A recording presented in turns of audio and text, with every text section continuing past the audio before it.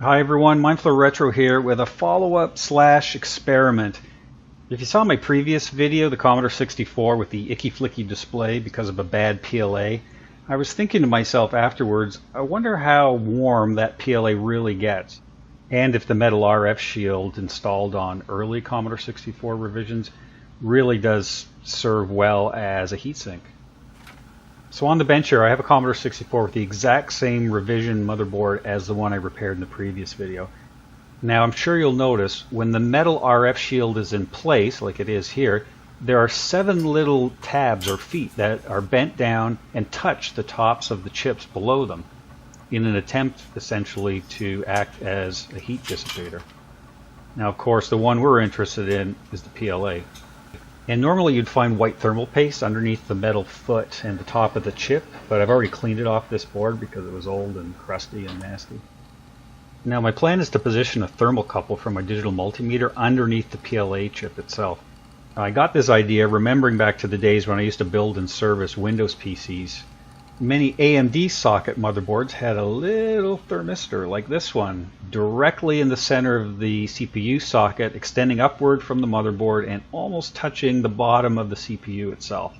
And that's how the CPU temperature was monitored back then. So my thinking is if I can get the thermocouple from my digital multimeter underneath the PLA, I should be able to monitor its temperature with reasonable accuracy. Okay, I've removed the PLA and I put a piece of electrical tape on the bottom to insulate against any potential shorting of the thermocouple to the motherboard. And now all we have to do is hopefully fit this PLA over top of everything. Maybe. Yep. There it goes. And it's in there pretty good. So now we can start our test. Okay, I'm ready to go with the first part of the test, and this first part will be with the metal RF shield removed. It is not on right now. And to recap, all of the old thermal paste has been removed. It's just bare chips sitting on the motherboard. And the ambient temperature is 21 degrees Celsius, and I'm going to turn the computer on in just a moment and see what happens.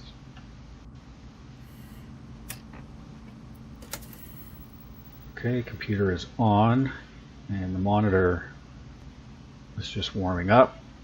And keep in mind, I'm just going to leave it at the ready screen. I'm not going to stress any of the chips at all. So it's just going to be at idle and we'll see what happens. Oh, and already 20 seconds and we've gone up 1 degree Celsius.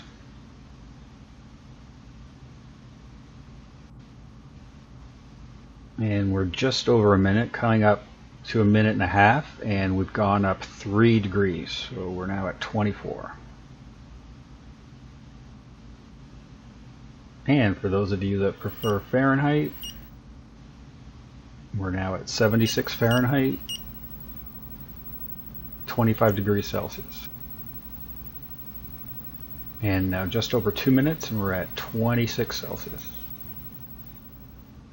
And at 35 minutes, we've seemed to have topped out at 38 degrees Celsius. If I let it sit longer, it may go up. But I think what I'm going to do now is let everything cool down and come back tomorrow and try it with the heat shield installed.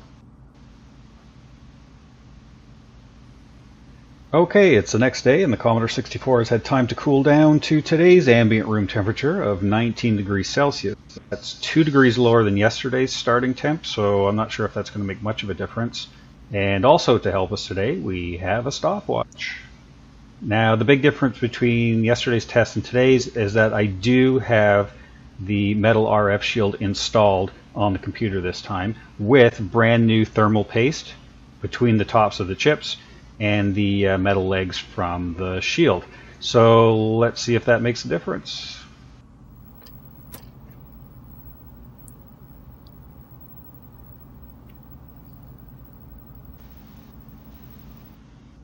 Okay, coming up to 20 minutes and we're at 34 degrees, which is the exact same temperature as yesterday.